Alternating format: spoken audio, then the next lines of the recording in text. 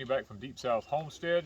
Guys, I thought today we would take you around and just show you a few things we got going on with our place here and our gardens and cover crops and high tunnels and everything, and what kind of mornings we've been having. This is the 4th morning in a row that it has been so foggy you couldn't hardly see early in the morning.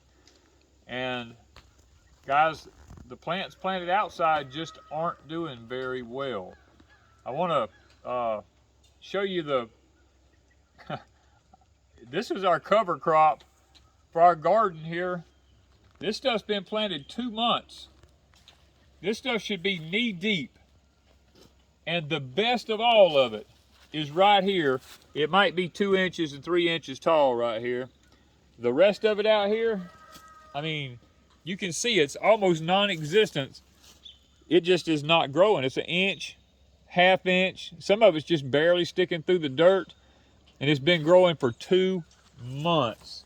Guys, this, you know, after being planted 2 months, you would expect a lot more than that. Of course, when we planted this, it was in a dust bed, and we've gotten plenty of rain since then. So it's not a moisture factor. It's just a simple fact there's something else going on, because we fertilized this ground.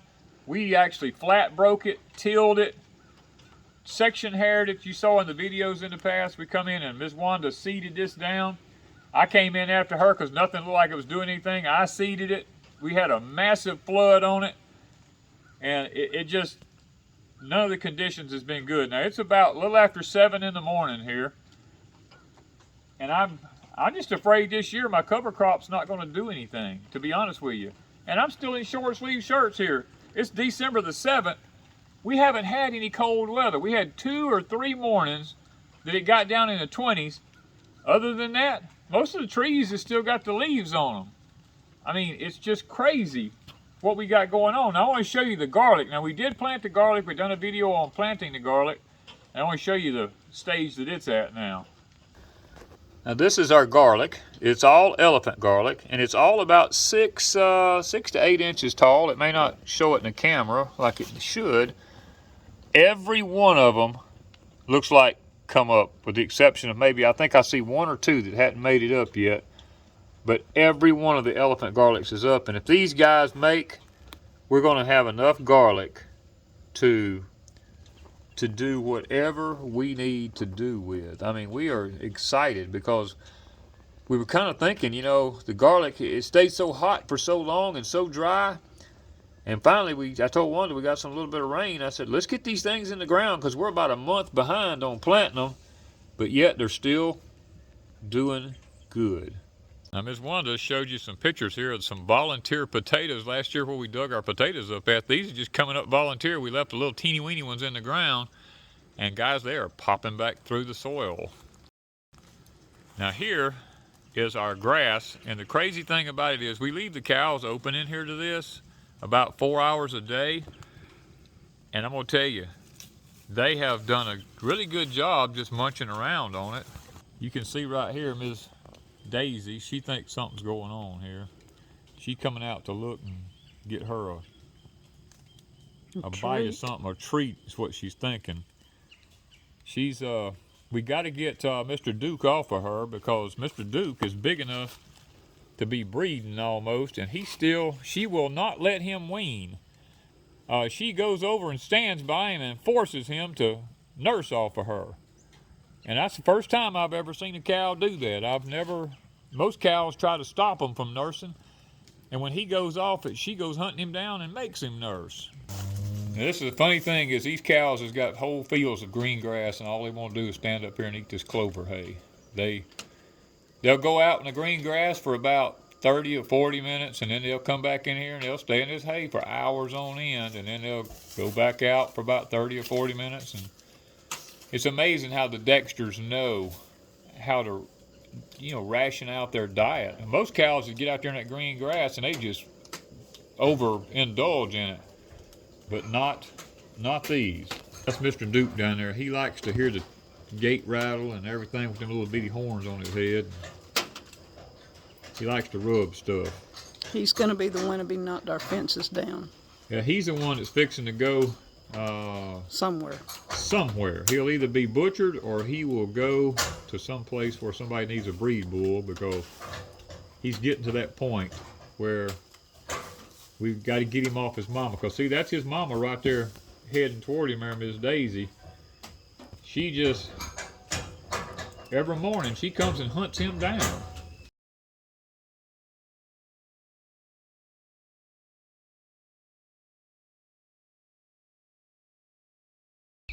Okay, guys, the grass is doing good. We turn the cows in on it about 3 to 4 hours a day, and then we close them back up. We have to just kind of watch them because they don't come down very often, and we kind of, once we time it, you can get about the 3 to 4 hours a day off of it, then we pull them off of it, and it's doing really, really good. All right, these are our outside cabbages here now. Guys, these things were so tiny for so long.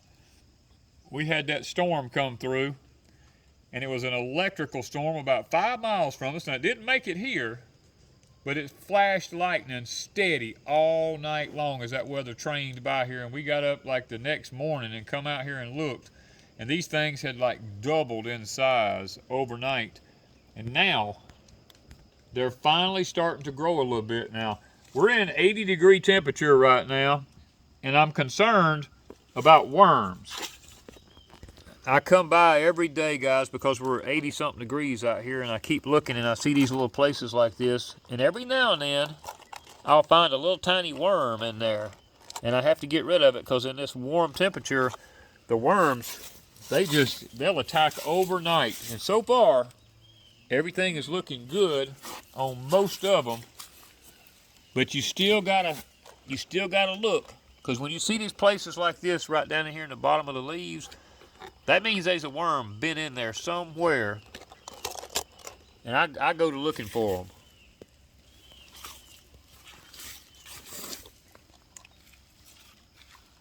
I thought maybe I'd find one this morning, but I think over the last few days, right here is one of the tiny little worms. He's just a little bitty green thing. Look at him. I found one of them right on the end of one of the leaves out there. I just come through and I get rid of them. And if you'd have left that... Oh, in another day or two, he'd eat that whole cabbage plant up. Now, something I'm noticing this in the high tunnel as well as outside, and it's kind of like a oily substance. And I'm going to show you what it looks like on the leaf of the cabbage. You see these spots like this right here? All my cabbage leaves are starting to get these little spots on them. That's not water, because there's water on these up here. You see the water beading up running? It ain't water. It's like there's a oily substance getting on these leaves. Now here, like this one here, has both water and... It has both water and that. I was going to try to... See, I shook the water off, but the little places are still there. Like this leaf, and it's up under the bottom. It's not... Could it be worm poop? Nope, it ain't worm poop. Or pee? No. It's under the bottom leaves mostly. It's not on the top ones. It's mostly up under the plant. So it has to be an insect of some sort. I don't know what it is, but you see how that one is down there? Look at how that one looks. And that leaf looks horrible. It looks horrible, but there's nothing on it. It's just literally liquid. And you can tell when I wipe like that, if it was water, see, the spots are still there. It's like there's an oily residue in all these little places here. Now, at first I thought it was just outside. I was like, oh no, let me go look. And it's just as bad inside the high tunnel, so I don't know what it is. Well, we're at the front garden now, and where Ms. Wanda cut all of her lemongrass off out here. We thought, man, it was in the 20s that day. I said, yeah, we better get this cut off before it all freezes. Well, we only had like a day or two of 20s, and guys, look, it's been warm ever since. The lemongrass has all come back out. It's actually as pretty as it would be in the springtime. Totally amazing. Now, this is the tender greens. Most pitiful patch of tender greens I have ever had. These are the same age as the ones in the back, almost 2 months old. This is pitiful. I mean, literally pitiful. Look at that. And the heat, this 80-degree temperature is just turning a lot of the leaves yellow on them and stuff like that. And I don't know You know, I guess it's just something to do with the weather that we're facing here. This stuff should be knee deep out here. All right, guys, this is our front pasture with the pond. It's doing really nice with all the pretty green grass everywhere and all. I mean, it's doing real good. The cows have been in here. I think I've let them in 3 or 4 times to eat on it, just to get it where it'll start branching out real good. And we've got them pulled off of it. It's looking really nice. All right, this is our blueberry patch we've got here. We've got close to 100, no, we got 50 trees here. I'm sorry, this is 50 trees. I keep thinking about our other place out on the other side of town. It's got 100. This one, we've got the red crimson clover growing all up under the trees as a nitrogen fixer, so that we don't have to come in and do a lot of fertilization to the blueberries. We'll leave this red crimson clover probably till the blueberries are done. We'll let it go to seed, and then we will we'll mow it down and we'll pile it back up around the trees like we do. And guys, be honest with you, that's about all we do to these blueberries, and it's the time of the year to start pruning them. I'll be in here this week probably going through getting any dead branches out and stuff like that, and checking to make sure I don't have over 6 canes per plant and things of this nature, and we'll be getting it ready for spring. Okay, this is our sugar cane where we had it at. I've came out here and I've repiled all the stuff back up on top of where we cut the cane down at, and of course all the little shoots, because it's been so warm, they're starting to come back out again, which means before the next freeze, if and when we have one, I've got to come out here and cut all this stuff back off again. Now also, you'll notice you'll see a lot of red crimson clover coming up around all these things of cane in here. There's clover. All this is clover coming up around all these in here as a nitrogen fixer in the soil for the sugar cane. All right, guys, we're in Ms. Wanda's high tunnel now, and y'all saw the video here the other day where I planted the French fingerlings. Look at them already. Those little babies are popping up, looking good, I'm telling you. We got about 20, let's see here, we got 5, 10, 15, 25 foot of potatoes growing down through here. They are doing magnificent. All right, here we are on the other side of the high tunnel. Here is the potatoes Ms. Wanda planted. Guys, these things would be, I mean, I'm standing here beside them. I mean, I know they're kind of like 10 or 12 inches off the ground. They'd be probably 3 feet high. But they've done laid over now and running. These will probably be ready to dig, I'll probably say by 1st of January, something like that maybe. We'll be digging fresh potatoes out of here. Now here's a few of the cabbages we planted. The green ones are already making heads on them. Perfect heads. I'm talking about, I don't see nothing wrong with them. Now the red cabbage is a little slower coming on. They don't make their heads as fast as the green ones do. But what I've noticed, it's not as big as the ones that got the lightning storm. No, they're not. They're not. The lightning caused the leaves to be 3 times as big outside, where this one hasn't gotten lightning inside here. So is there something to electroculture? Well, inside a high tunnel, we'll look at mine and we'll decide once we look at mine. But this one, they do look smaller inside this high tunnel. All right, these are the tomatoes in Miss Wanda's high tunnel. Now, they're starting to bloom really good. We don't have any tomatoes just yet. This is the, I believe this was a beefsteak. And we come through every day. Everybody wondering about pollination? This is all you got to do on tomatoes, right there. That's it. You just come down the line and just shake them.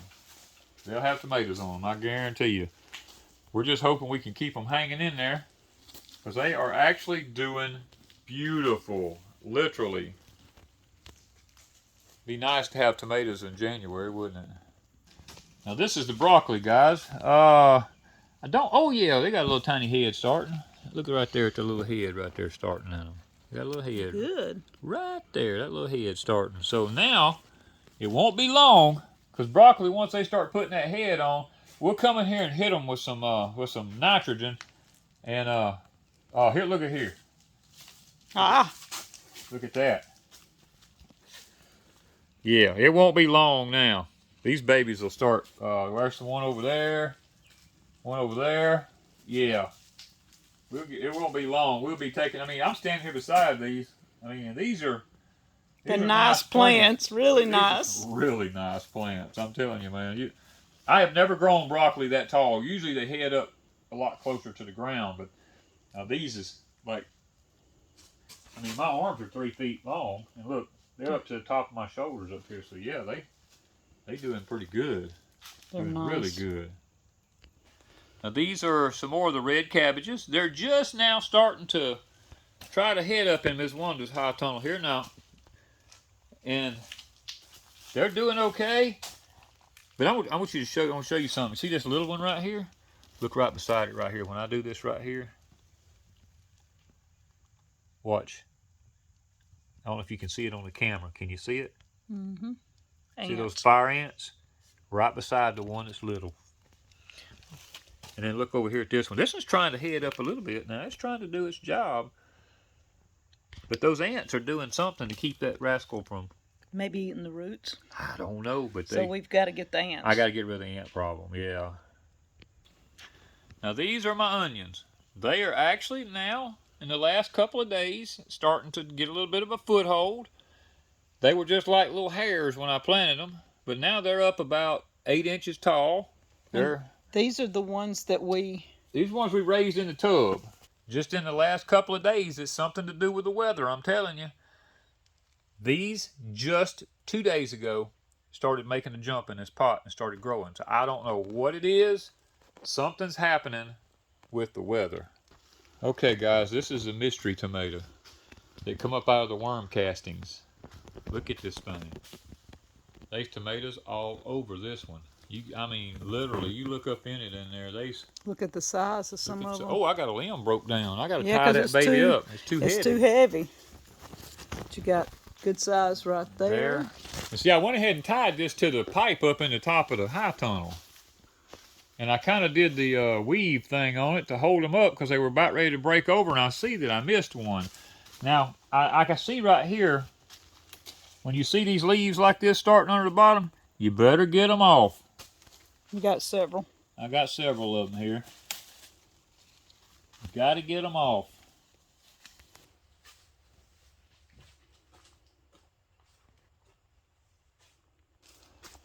All right, guys, this is one of the cabbages here. It's in the containers. We just put one in this container here. I experiment with one, and then I experiment with two. Now, here I put two in this one. I put a green one, and I put a red one. But I want to tell you something. This is one day. I missed one day coming out here, and this heat. And I found like 3 worms on this thing, and they had already done some damage to it, which I don't know how it's going to affect the actual forming of the head yet. But this one, they had done started on it. I had to take 2 or 3 leaves off of it because they had done gotten to it pretty bad. But now the middle part still looks pretty good. We'll get a small head out of it if nothing else. Now these are some fingerlings right here that I planted in my high tunnel. I planted them the same exact day I planted Miss Wanda's. And they all are about the same. This is going to give us a nice little harvest of potatoes this year, we're hoping. Now here we are over on the other side. These are rutabagas. Now this is a rutabaga here. These things are huge. They're just growing like crazy. They don't have any roots on them yet. But the cabbages are kind of buried down in amongst them. My thinking was that the cabbages would get ready, and then we'd be able to take the cabbages out, and we'd be able to let the rutabagas take over and grow after that. But the rutabagas, I never anticipated them to get to be about 3 feet tall here. They're like shading out the cabbages under there. I'm hoping it don't affect them too bad. But they're doing pretty good. And ain't nothing to me no prettier. Look at that red stuck off down in this. Look at that. Isn't that amazing? I mean, these things, I'm standing up here. Look at the top of these leaves. They're up here waist high to me. Now these are our collards down here. We got a couple of collards in here. They're getting caught up in this trellis system. They're growing up into it. But we come out here occasionally. You can take, I mean, you look at the size of these leaves. We could take leaves off of 1 plant, 2 plants. There's 3 of them here. gives us plenty to eat for a meal. Now guys, this is a red cabbage here. I'm getting kind of baby in this one right here. Look at the size of it. This thing is huge. You can't even see the pot that it's in. It's so big. I mean, it's just one plant in a pot. I've been really taking care of it. But when I come out, look at the leaves on this one. Just like I told you, outside. See all that? I don't know what does it. Like this one over here, it's like there's oily spots on it. And this is in the high tunnel. This is not outside. And it's not the top leaves. Nope, it's not the top leaves. It's only the bottom leaves. So I'm not 100. Which makes me think it's an insect of some sort. I don't know, but you can't wipe it off. You know, I'm wiping it. No matter how much I wipe, it's still there. So it's like an oily substance. But now, look at this broccoli. Guys, I don't think I've ever grown broccoli. This one I had to come in here this morning and actually put a electric fence stake on here because it done fell slam over and was done starting to turn and come up, and it's done starting to make a little tiny head in there now. So it won't be long now. But this is in pots. Yeah, these are all in so pots. So this could be done outside in pots. We're just doing it in high tunnel in pots. Yeah, I mean, these things and from are... this side, you see your tomatoes. Look at tomatoes there. Look at that. Look at that. Isn't that beautiful? December the 7th. I got to tie them up. That whole clump hanging there broke the limb over, and I didn't realize. I thought I had them all tied up, but I missed that one. Yeah, and look at this one. Whatever this is my mystery tomato that was in the worm castings. It come back from one of those hybrid seeds that we have. It grows big tomatoes in big clusters. Guys, this is our multiplying onion bed, and it was so beautiful here about 2 weeks ago when it was nice and cool, and all of a sudden these 80-degree temperatures started hitting us every day, and they're starting to die on the ends. Now we come back in here, what we do is just come in here and all this dead stuff, we just come in here and start taking it off. It's not going to hurt them because they're multiplying onions. That's what they're made to do, is to multiply and come back. We take all this stuff off of them and we get them back down to where they're just pretty green onions.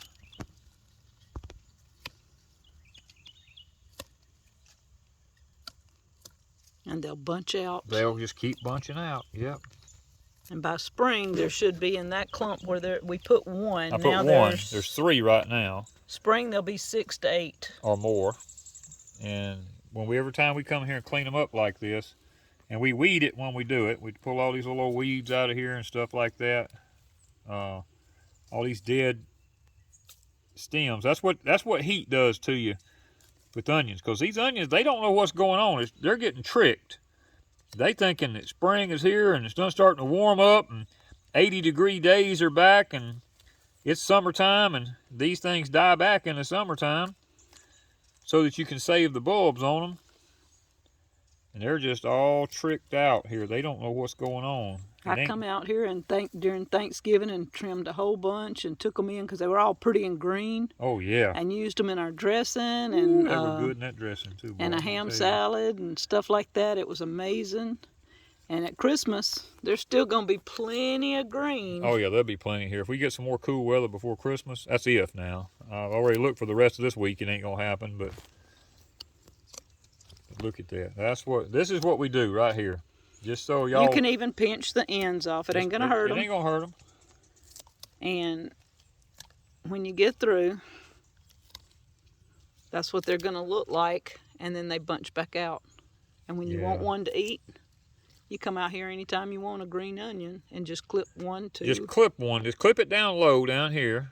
And they just keep multiplying and they keep coming out. You know, I mean, it's... we sold a bunch of these this year. And we probably will be selling a bunch next year. Well, if everything, this was our whole plan. If everything goes like it's supposed to, we'll have some to sell this coming year again. And what month? Probably, I usually do it, I harvest them in July, and I sell the bulbs in August so that they can plant them at the 1st of September, because these were planted back in that time. And guys, I'm telling you, they multiply really fast. Now this is the old-fashioned.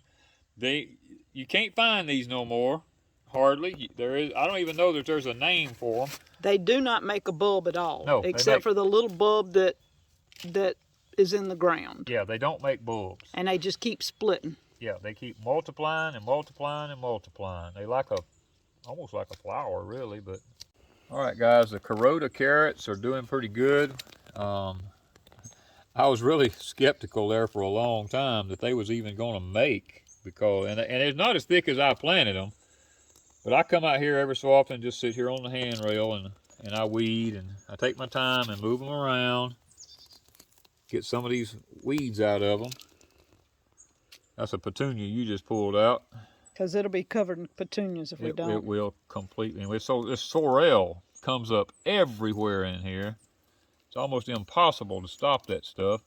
Even though the carrots have kind of shaded everything out, the stuff still. That sorrel. Showing the bottoms. Move some back and show what it looks like. See how that sorrel comes up in here? And these petunias?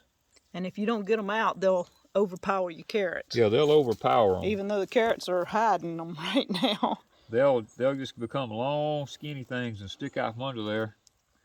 And so when will we harvest these carrots? I'm hoping. March? I'm hoping for March. Late February, early March, sometime in there. And so will we cover these if it gets too cold, the frost, or will carrots run through? Carrots is okay in a frost, but now if it gets down in the low 20s for more than like 4 or 5 hours a time or something like that, yeah, I'll have to come in here and put a hoop over them and cover them up or something. But we do have white stuff we put over them. Yeah, we got landscape fabric and all that goes over. Not landscape. Well, row cover. Ground covering, row cover. Row covering, that's it. We have row covering to go over it. Yeah, we have that stuff to put over it. Agricultural row covering and stuff like that. But it's just, it's a little bit time consuming occasionally, but we'll come out here and sit down in here and we'll go through and do this. And the fact that these are spaced out so much, I was hoping they'd be a little thicker where we could have some baby carrots to eat. Look at our spider web, Papa. I know. Look at the one on the other side over there, though. It's actually more perfect. That's our insect gatherers. Yeah, they collect from out here. They need to be collecting something. Yeah, that's for sure. All right, guys, this is our garlic chives. They spread like wildfire. Now, there's one elephant garlic out in the middle of it out there. Stuck off out there. I don't know how it got there, but it did. But the rest of it's garlic chives. This stuff is so good to eat. Oh, my word. It is some of the best garlic chive you'll ever get. And then I'm going to finish sitting over here for a few more minutes. Getting a few more of these weeds out of our... Now, these are the Kuroda. In case y'all ask us, somebody's going to ask what variety. This is a Kuroda carrot. It's basically the only carrot we really plant now. Because it's a slick carrot. It don't have the real deep veins on it. It's not real hairy rooted or anything like that unless you leave it too long. And they do really well here in our heat that we have because these are native to Hawaii, and they make a beautiful carrot. I was, like I said, I was hoping they were a little thicker where I could come in here and thin them out and get my baby carrots for my salads and stuff like that.